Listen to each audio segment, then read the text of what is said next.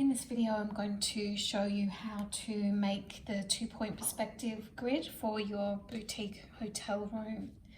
So this is the first part of exercise 9, which is creating that 2-point perspective grid on some A3 paper. So we've done our 1-point perspective grid last session. So you should have that finished and it should look something like this.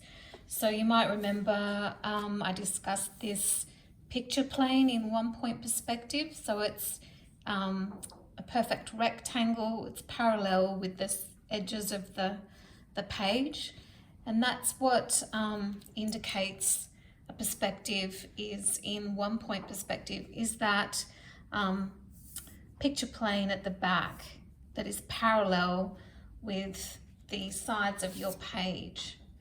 So you might have that on a piece of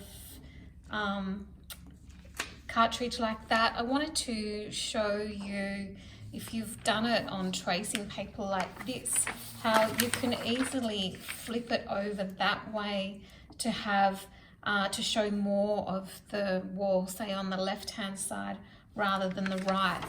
So that's one advantage of having that grid on some tracing paper, is that you can easily swivel that over to show a different direction. Okay, so let's put the 1-point perspective out of the way for the moment, and we're going to be concentrating on 2-point perspective. So 2-point perspective will be looking into a corner of the room. So we can either, if we make it on tracing paper, you can either orientate it towards this corner or that corner. Probably the best ways for you to be looking at your perspective. So that's where we're heading, into a corner. So the first thing we want to do is put a bit of a what we call a ground line in the page. I want to measure at 1:1, 12 centimeters up from the base of my page.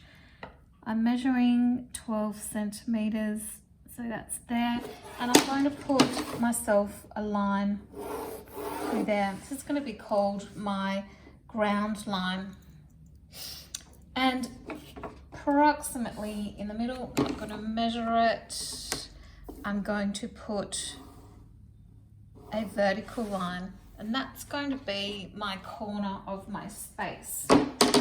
It's really important when you're doing this, you've got a nice sharp pencil, and yeah, keep it as sharp as possible so you've got a nice point to work with, because the more accurate you are here, the better your drawing's going to be. So you've got a little upside down T sitting in your room. So we have in our space 5 meters this direction and 6 meters this direction. So what I'm going to do is measure out 6 meters in that direction at, I'm using 1 to 50. So I'm putting the 6 right in the corner that I've made here, and I'm marking out each meter out to 6. So sometimes when students do this, they do it very, very lightly, so you can hardly see them. You don't want them so light that you can't see them.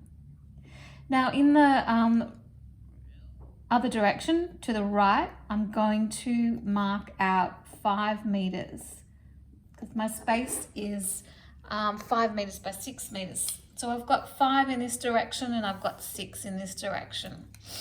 You could do it the other way around, doesn't really matter, because if I do it onto some tracing paper, I can always flip that at a later point.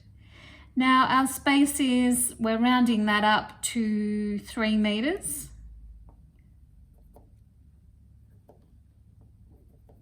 So I'm measuring 3 meters up. So I've got 3 up, 6 and 5.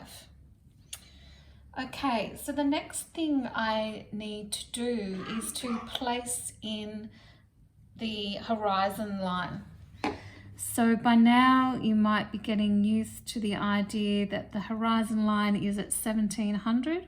So I'm measuring out 1700 there, putting a mark and putting my horizon line all the way through. Now, I would say go right to the edges of your paper. The longer this is, the further out we can place our vanishing points, and that gives you a less extreme distortion in the 2-point perspective.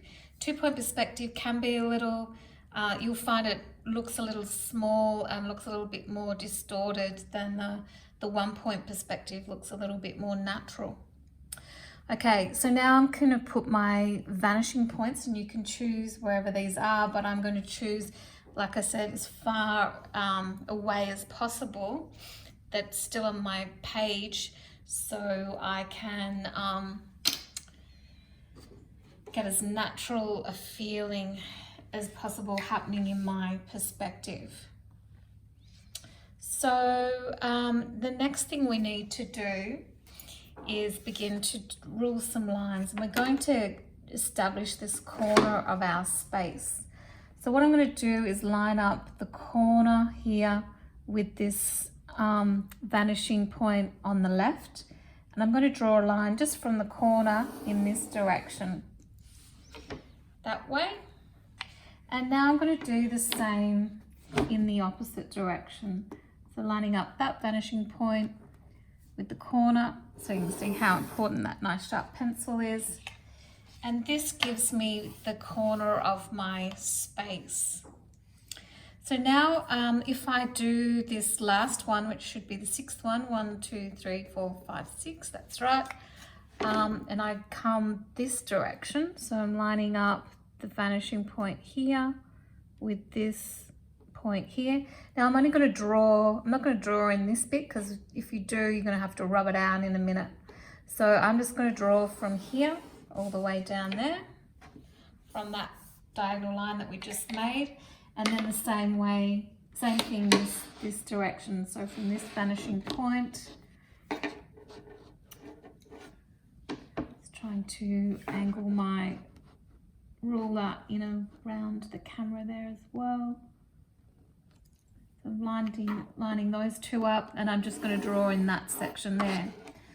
So you can see how small my actual floor space is now that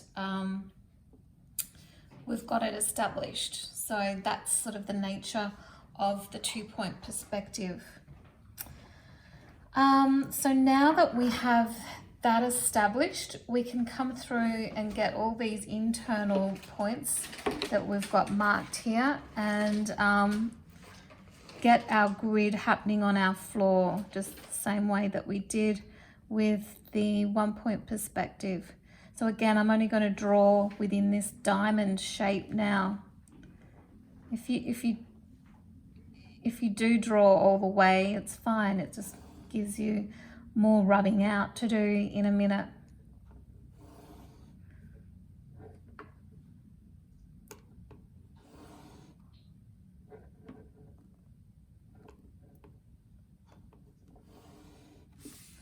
So there you can see my lines are getting closer together the further away they become. So that's how I know I'm heading in the right direction. So now I'm doing the same on the other side, lining up the vanishing point with each of these little marks. And again, trying not to knock the camera. You need quite a long ruler for this. There we go. It seems to have it. Just a little angle that. Okay.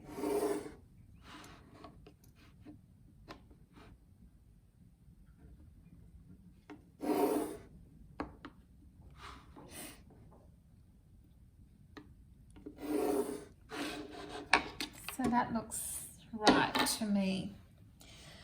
So now that I've got this all gridded up, you can check that you've got 1, 2, 3, 4, 5, 6. So that's 6 meters in that direction. 1, 2, 3, 4, 5 in that direction. So I check that that's right. Now what I can do, I need to locate a rubber. And I can totally get rid of this ground line. It's important that you do this because in the past, students have gotten confused and they end up using that ground line for the next step. And if you do that, you're in trouble and you have to start again. So make sure you rub out that ground line, because our next step is to use these points of intersection here to do our verticals up. And if we've got that ground line there, that the students tend to use those points, and then you've got the wrong points. But what I'm going to do before we do that is just establish our ceiling line. And we do that by lining this top point up with the vanishing point on the left, and I'm drawing from the left to the right, and then the opposite way with the opposite vanishing point. So my ceiling line has this shallow Y kind of shape. If your ceiling line looks like a shallow arrow shape, you've done it the wrong way. You've drawn in this line here where you meant to line that up and draw this way. So that's another common mistake to watch out for. If your drawing's not looking right, that might be why. So make sure that you've got this Y shape happening. So now I've got all these points of intersection on my grid down the bottom. So I'm going to rule my verticals up till I hit that ceiling line that I just made.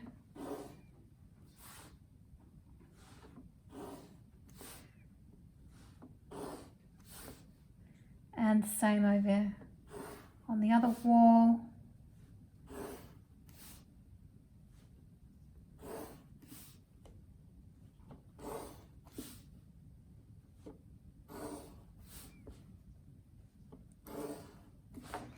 Okay, so we're getting there.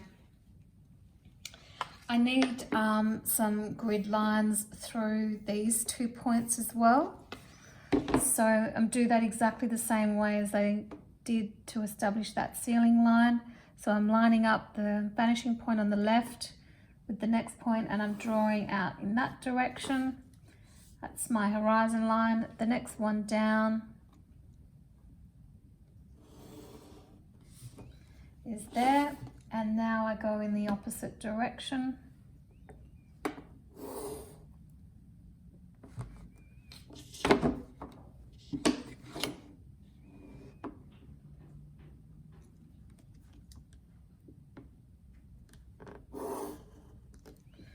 So that's my floor done and my 2 walls done. Now I just need to do the ceiling, and the whole 2-point perspective is complete. So here I'm going to line up this corner point with my vanishing point on the right.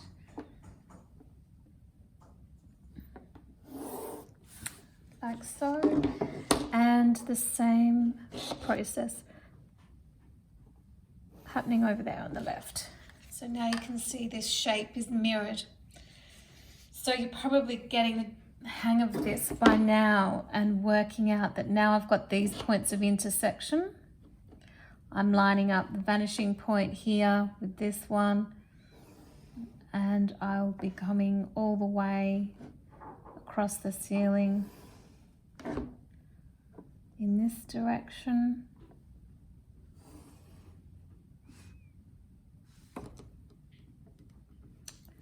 It's a bit weird there. Looks like 1, 2, 3, 4, 5.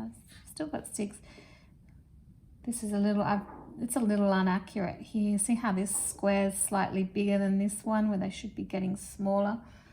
So somewhere I haven't been as accurate as I could have been, but that's okay, we'll run with it.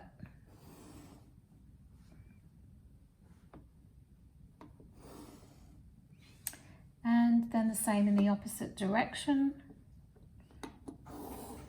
Whoops, made a bit of a veering off there.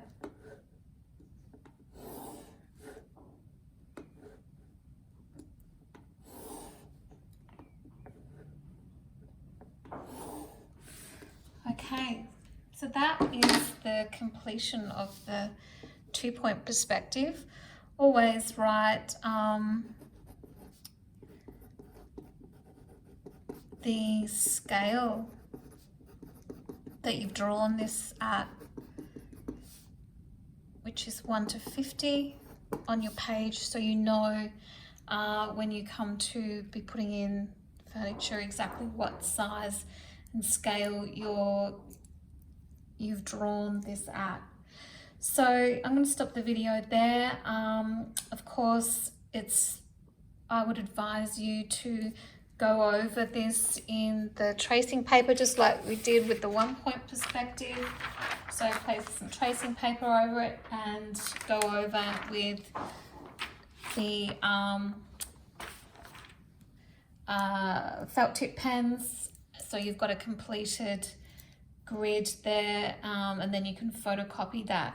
Of course, if you haven't got a photocopier, you could just go over this in ink. Sorry, I'm just distracted because I noticed I'm missing these lines on this traced one, but I think I've put them in on my other one. So that completes the first part of this exercise.